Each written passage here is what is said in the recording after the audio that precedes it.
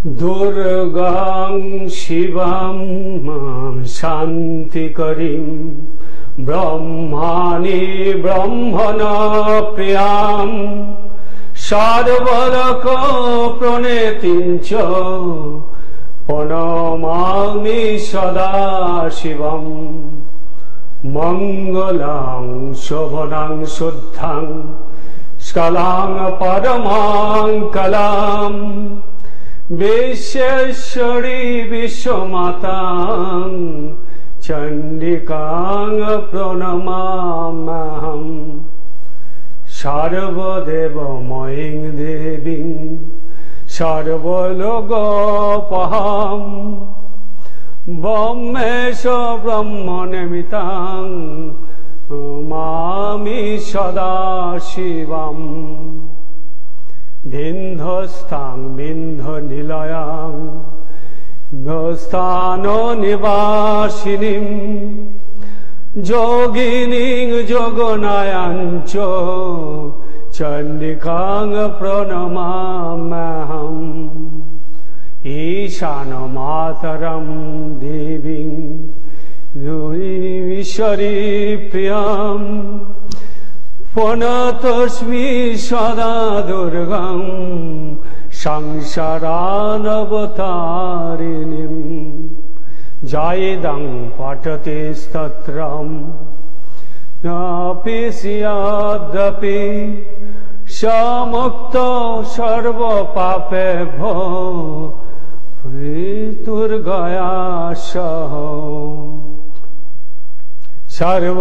সর্বমঙ্গলমঙ্গলে শিবে সর্বার্থ সাধিকে সর্বব্রহ্মাণি কৌমারি স্বরূপে প্রসীদ মে বধি ভয়চ্ছেদে তায়নি চকামদে গীতং হি তায়নি নমস্তুতে নে প্রচণ্ডাসি প্রচণ্ডাসি ধননাশিনী রক্ষমাং সর্বত দেবী বিশ্বেশ্বরী বিস্তুতে দেবতারিণী দুর্গে তং সর্বশুভ নিবাসিনী হর মার্থ সদ্য ইত্যং ইদং পরমাং ভব প্রচণ্ডে চণ্ডমুণ্ডারে মুন্ডমালা বিভূষিতে নমস্তভ্যং নিসম্ভারে সম্ভবেশনকারিণী দুর্গে দুর্গে মহাভাগে ত্রাহি মং শঙ্কর প্রিয়ে মহিষাসিং মদন মত্তে প্রণতস্মি প্রসীদ মে হর পাপ হর ক্লেশং হর শোকং হর সুখম হর রোগং হর স্খবং হর মারি হরিব প্রিয়ে ওং কালী কালী মহাকালী কালীকে কালরাত্রিকে ধর্মার্থ মোক্ষ সম্পত্তিং দেহি দেবী নমস্তুতে। নমস্কার সকলকে আমার সান্ধ্যকালীন প্রীতি শুভেচ্ছা অভিনন্দন জানিয়ে আজকের প্রোগ্রাম আমি শুরু করছি বিশ্বভিগু লাইভ অনুষ্ঠান। বিশ্বভিগু লাইভ অনুষ্ঠান প্রতি মঙ্গলবার ঠিক 5:25 আপনারা আমার লাইভ দেখবার জন্য উপস্থিত থাকবেন এবং একটি পেন একটু খাতা নিয়ে আপনারা রেডি থাকবেন। সবার আগে আপনাদের কাছে আমার যেটা বক্তব্য সেটা হচ্ছে আমি আমার প্রোগ্রামটা একটু ভিন্ন স্বাদের আমি করবার চেষ্টা করি। সেখানে আপনারা যদি আমাকে সাপোর্ট না করেন তো সেক্ষেত্রে আপনারা কিছু জানতে পারবেন না, এটা হচ্ছে সবচেয়ে বড় কথা। সুতরাং আমি নিশ্চয়ই ফোন নেব, আমি ফোন নেব আমি একটু বলে নিই, আপনি ফোন করুন, নিশ্চয়ই ফোন নেব, কোনো অসুবিধার কোনো কারণ নেই। তো এবার যেটা সবচেয়ে বড় কথা, আমার যে প্রোগ্রাম, আমার প্রোগ্রামটা আপনারা চেষ্টা করবেন শুনবার, তবে কি হবে আপনারা জীবনে কোথাও ঠকবেন না। দেখুন, অ্যাস্ট্রোলজি মানুষের জীবনের শেষ কথা বলবে, অ্যাস্ট্রোলজি হচ্ছে মানুষের জীবনের শেষ কথা বলে, কিন্তু আমরা অ্যাস্ট্রোলজি ঠিকমতো প্রয়োগ করি না। সেই কারণে অ্যাস্ট্রোলজারের কাছ থেকে মানুষ বিতাড়িত হয়, এটাই হচ্ছে সবচেয়ে বড় একটা সমস্যা।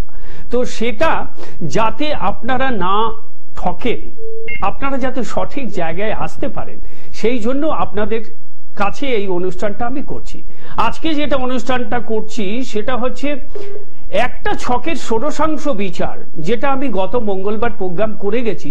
সেখানে ষোড়শাংশ বিচারের মধ্যে এক এক করে আপনাদের কাছে সবই জানিয়েছি। আজকে যেটা বলবো আরো 3-4টে পয়েন্ট বাকি আছে। এই 3-4টে পয়েন্ট নিয়েই আমি আজকে আলোচনা করব এবং আপনাদের ফোনও আমি নেব, আপনাদের সাথে আমি কথা বলবো। আপনাদের যে সমস্যা সেগুলো আমাকে জানান, আমি চেষ্টা করব আপনাদেরকে যতটা পারি হেল্প করবার। দেখুন 2-3 মিনিটে একটা ছক বিচার করা সম্ভব না। তার কারণ হচ্ছে একটা ছক বিচার করতে গেলে মিনিমাম 1 থেকে 1.5 ঘন্টা, যে কোনো ভালো জ্যোতিষ, যারা জ্যোতিষ জানেন তারা সব সময় 1 থেকে 1.5 ঘন্টা টাইম আপনার লাগবেই। এর নিচে আপনি যে কোনো ছকের আপনি কুল কিনারাই পাবেন না। তো আমরা যখন একটা হরোস্কোপ তৈরি করি আমাদের একটা 15টা রাত জেগে করতে হয়। 12টা থেকে 4টে পর্যন্ত আমাদের একটা হরোস্কোপ বানাতে 15টা রাত লাগে। হরোস্কোপ মানে ফুল আপনার জন্ম থেকে মৃত্যু পর্যন্ত 30টা ছক দিয়ে 8টা চার্ট দিয়ে আপনার একটা সঠিক জন্ম কুণ্ডলী তৈরি হবে। ঠিক আছে, তো যাই হোক সেগুলো অন্য কথা। আজকে যেটা আমি বলবো সেটা হচ্ছে ষোড়শাংশ বিচারের লাস্ট কতগুলো পয়েন্টস নিয়ে আজকে আলোচনা করব। ষোড়শাংশ বিচার আপনাদের বলে দিয়েছি, যেরকম লগ্ন চার্ট বিচার করাটা কিন্তু খুব একটা গুরুত্বপূর্ণ বিচার নয়। উইদাউট এনি লগ্ন চার্ট, মানে লগ্ন চার্ট ছাড়াও আরো 15টা ছক আছে। সেই ছক যদি কোনো জ্যোতিষ বাবু দেখেন, জ্যোতিষ সম্রাট দেখেন, তবে আপনার একটা ভাগ্যের একটা সঠিক জায়গায় আপনি পৌঁছতে পারবেন। শুধুমাত্র লগ্ন চার্ট বিচার করে কোনোদিন কারোর বিচার করা সম্ভব না।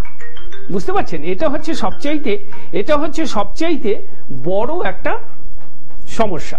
তো আজকে যেটা আমি বলছি, লগ্ন চক্র বলেছি, হোরা বলেছি, দ্রেক্কান বলেছি, চতুর্থাংশ বলেছি, সপ্তাংশ বলেছি, নবাংশ বলেছি। নবাংশ এটা সবাই জানেন, নবাংশ অনেকে শুনেও থাকবেন, সাধারণ জাতকও কিন্তু নবাংশ সম্বন্ধে জানেন। দশমাংশ যেটাকে ইংলিশে বলা হয় D10, D9 হচ্ছে নবাংশ। এরপর দ্বাদশাংশ আলোচনা করে দিয়েছি, ষোড়শাংশ D16। এইবার আজকে যেটা বলবো, বিংশাংশ বলেছি, চতুর্বিংশাংশ বলেছি, সপ্তবিংশাংশ বলেছি, ত্রিশাংশ বলেছি।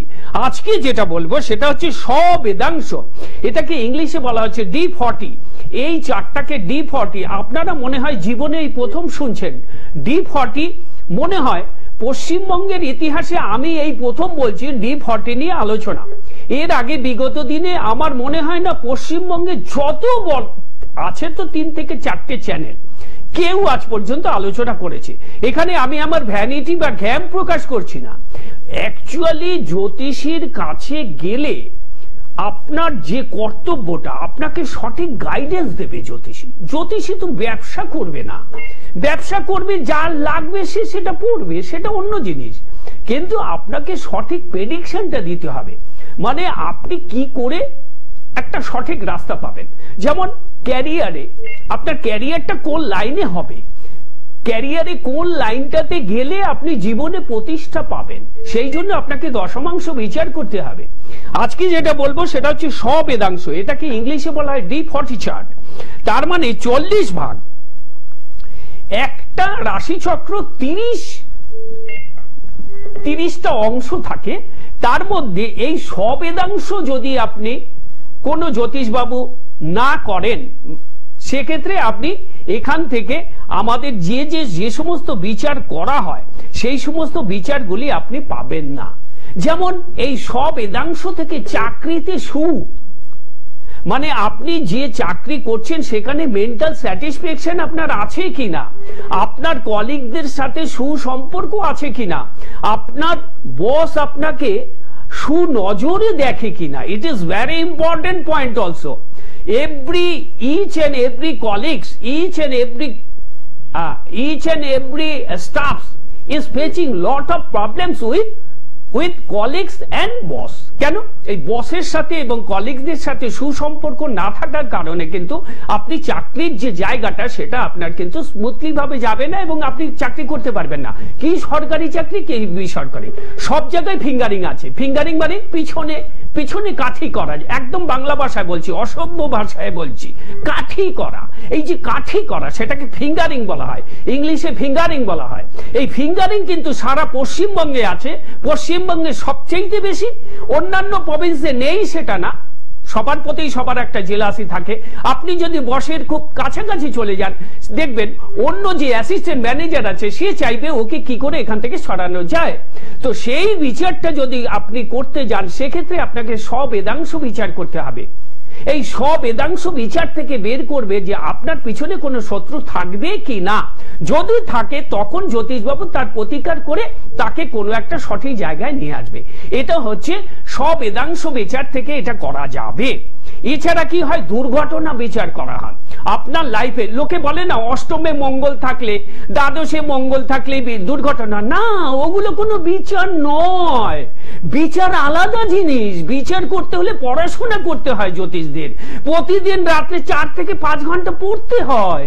না করে আপনি কি করে জাতককে সন্তুষ্ট করবেন? না, জাতক যেটা জানতে চাইছে, যে কারণে জাতক আপনার কাছে আসছে, সেটাকে আপনি সলিউশন দেবেন কি করে আপনি পড়াশোনা না করলে?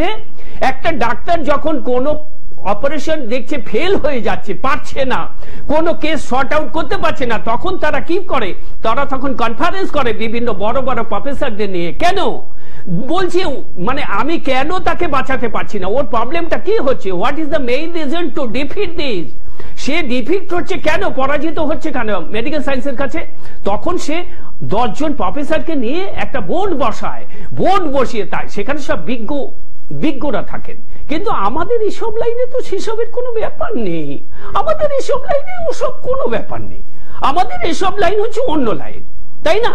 এবার যেটা ঘটনা সেটা হচ্ছে এই সবেদাংশ থেকে বিচার হবে জব স্যাটিসফ্যাকশন, বললাম মনোভাব, চাকরি করবার মনোভাব। আপনি ওখানে চাকরিতে স্থায়িত্ব পাবেন কিনা, পার্মানেন্ট চাকরি করতে পারবেন কিনা। আর কি হচ্ছে, কর্মের প্রতি আপনার একটা ইন্টারেস্ট থাকবে, এটা সবেদাংশ থেকে বিচার হয়। হয়ে গেল। এবার আমি অক্ষ বেদাংশতে আসি। এটাকে ইংলিশে বলা হয় D45 চ্যানেল। যারা যারা ইন্টারেস্টেড আছেন তারা আমাকে ফোন করুন, আপনাদের যা সমস্যা আমাকে বলুন, আমি ফোন অ্যাটেন্ড করছি। দেখুন D45 মানে হচ্ছে একটা রাশি চক্রের যে 30 অংশের মধ্যে তাকে 45টা ভাগে তাকে ভাগ করা হবে, তখন তাকে বলা হবে অক্ষ বেদাংশ। এই অক্ষ বেদাংশ থেকে বিচার হবে জাতকের প্রেম। আমরা বলি না এক একজন দেখি প্রেম বিশেষজ্ঞ, অথচ তারা জানেই না অক্ষ বেদাংশ কি, what is the importance of অক্ষ বেদাংশ, জানে না। আমি একদম গ্যারান্টি দিয়ে বলছি, হলফ করে বলছি, আমি হলফ করে বলছি অক্ষ বেদাংশ নাম শোনেনি, অথচ তারা জ্যোতিষ সম্রাজ্ঞী, জ্যোতিষ সাধিকা। এই হচ্ছে সবচেয়ে বড় সমস্যা। অক্ষ বেদাংশ থেকে বিচার হবে আপনার লাভ, লাভ অ্যাফেয়ার্স টিকবে কিনা, অর্থ, মানিটারি কন্ডিশন। মানিটারি কন্ডিশন মানে সাধারণ লোক বোঝে শুক্র আর বৃহস্পতি ভালো থাকলেই আপনি মানি আসবে, না, হয় না। এগুলো সব গোজা মিল দেয়া কথাবার্তা। বৃহস্পতি একাদশে থাকলেই অর্থ দেবে, দ্বিতীয় থাকলে অর্থ দেবে, দশমে থাকলে অর্থ দেবে, এর কোনো বেস নেই। সবার আগে বেস বিক্রি করতে হবে D45। You have to calculation D45 chart, it is very important, then you can go to actual point. তার আর্থিক রোজগারটা কি হবে, কোন লাইন থেকে হবে, সেটা হচ্ছে D45 থেকে বিচার হবে। প্রেম বিচার হবে, স্বাস্থ্য বিচার হবে, ধর্ম বিচার হবে। ধর্ম বলতে লোক জানে নাইন না, নবমে বৃহস্পতি থাকলে ধর্ম আনে না। আমি দেখেছি কত লোক নাস্তিক, নবমে বৃহস্পতি, নবমে শনি, নবমের সাথে কানেক্টেড হয়েছে, কিন্তু সে ধর্মপরায়ণ না, সে আস্তিক। এগুলো থেকে বিচার হয় না, একদম গভীরে ঢুকে যেতে হবে। এ হচ্ছে সমুদ্রের তল থেকে বালিকে খোঁজা। অ্যাস্ট্রোলজি মানে হচ্ছে তাই, সঙ্গীতের চাইতে কঠিন। সঙ্গীতের চাইতে বড় কঠিন হচ্ছে অ্যাস্ট্রোলজি, কিন্তু সেই অ্যাস্ট্রোলজি তো কেউ করে না, কেউ না, আমিও করি না। আমি হয়তো চ্যানেলে বসে বড় বড় লেকচার দিচ্ছি, করি না, আমিও করি না, করা সম্ভব না। কারণ কি, আপনাদের তো পিছনে টান রয়েছে, আমার নাম, আমাকে ডাকলেন না। যদি সত্যিকারের কেউ ছক বিচার করে, কোন জ্যোতিষ কারোর ছক প্রেডিকশন করে, মিনিমাম 1 থেকে 1.5 ঘন্টা লাগবে। 1 থেকে 1.5 ঘন্টার নিচে আপনি কোন ছক বিচার করতে পারবেন না। হ্যালো,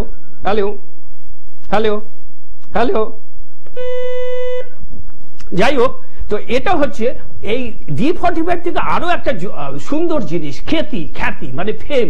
আপনার সমাজে কি সুপরিণতি, আপনার সমাজে আপনার কতটা প্রতিষ্ঠা আপনি পেতে পারেন, সেখান থেকে বিচার হবে খ্যাতি। সমস্ত বিচারগুলো এখান থেকে কিন্তু D45 থেকে করা হবে। হ্যালো,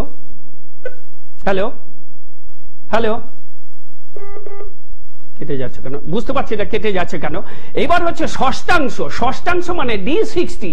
এই D60 হচ্ছে একটি রাশিকে 60 ভাগে যদি আমি ভাগ করি, সেই যে ভাগ থাকবে, সেই ভাগকে অংশ, পার্ট, সেইটাকে বলা হচ্ছে ষষ্ঠাংশ। এই ষষ্ঠাংশ থেকে সবচাইতে জীবনের কঠিন জিনিসগুলো বিচার করা হয়, হ্যালো,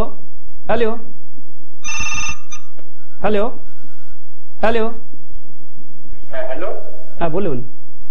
বলছিলাম আমি মালদা থেকে বলছি। হ্যাঁ বলুন। নিজের সম্পর্কে জানতে চাই। কি জানতে চাইছেন? নিজের মানে চাকরি করলে ভালো হবে না ব্যবসা করলে? মালদা কোথায় থাকেন আপনি?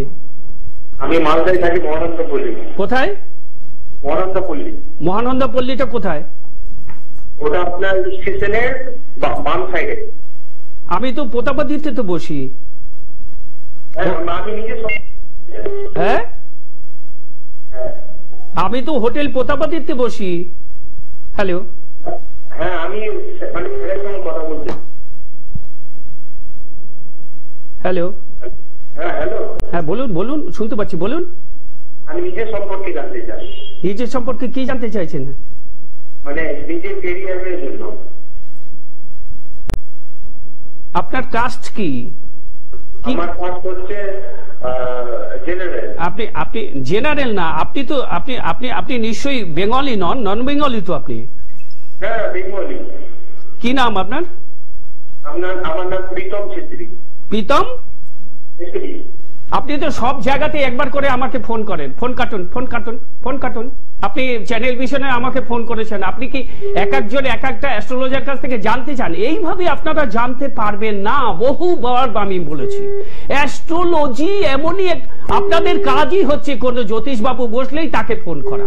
এটা ভাবে কি নিজের ভাগ্যকে পরিবর্তন করতে পারবেন? আমি এইভাবেই কথা বলবো দাদা, আমাদের কিছু বলা নেই। যাতে আপনারা যদি এতে আপনারা রাগও করেন, কিচ্ছু করণীয় নেই আমার। আপনারা 2 মিনিটে আপনি আপনার ভাগ্য জানবেন কি করে, ফ্রিতে কি করে জানবেন? এই ধরনের মেন্টালিটি কেন? একটা ভালো জ্যোতিষীর পরামর্শ নিন, তার যেটা ভিজিট তাকে দিয়ে। এই জন্যই আপনাদের সাথে জ্যোতিষীরা এরকম করে। ঠিকই করে, আমি তো বলবো ঠিকই করে। ফ্রিতে জানা যায় না। আপনি গত সপ্তাহে চ্যানেল ভিশনে আমাকে ফোন করে আমি আপনার টোটালটা বলে দিয়েছি। আজকে আবার আপনি আমাকে ফোন করে আবার টেস্ট করছেন, দেখি কি বলে। এইভাবে কি ভাগ্য জানা যায়? ভাগ্য জানতে হলে 2 ঘন্টা টাইম লাগবে। 2 ঘন্টা কোনো বড় অ্যাস্ট্রোলজারের কাছে যান, দক্ষ অ্যাস্ট্রোলজার যে দক্ষ হবে তার কাছে যান, কোনো ছোকরা ছেলের কাছে নয়। যে জানে অ্যাস্ট্রোলজিটা, যে গুলে খেয়েছে, যার বয়স মিনিমাম 55+, যার ডিগ্রি মিনিমাম ব্যাচেলার ডিগ্রি থেকে মাস্টার ডিগ্রি, ঠিক তারা ছাড়া কেউ জানবে না। এগুলো তো পড়াশোনার ব্যাপার, এটা তো সম্পূর্ণভাবে পড়াশোনার ব্যাপার। হ্যালো,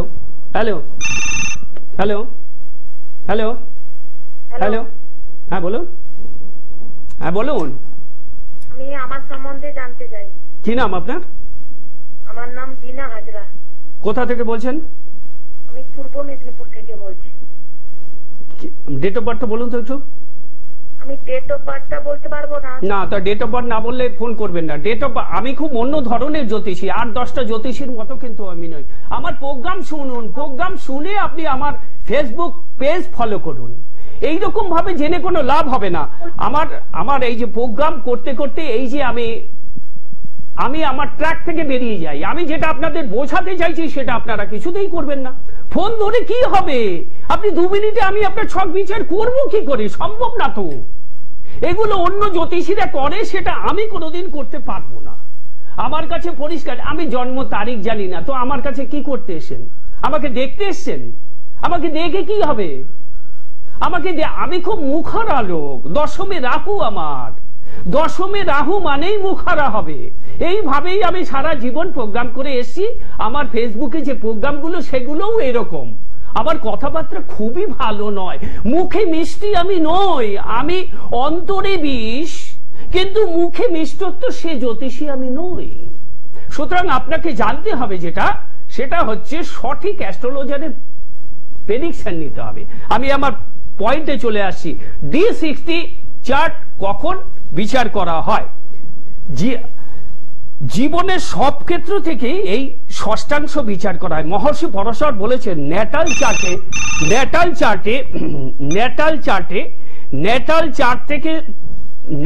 চার্টের চাইতেও বেশি গুরুত্বপূর্ণ চার্ট হচ্ছে ষষ্ঠাংশ।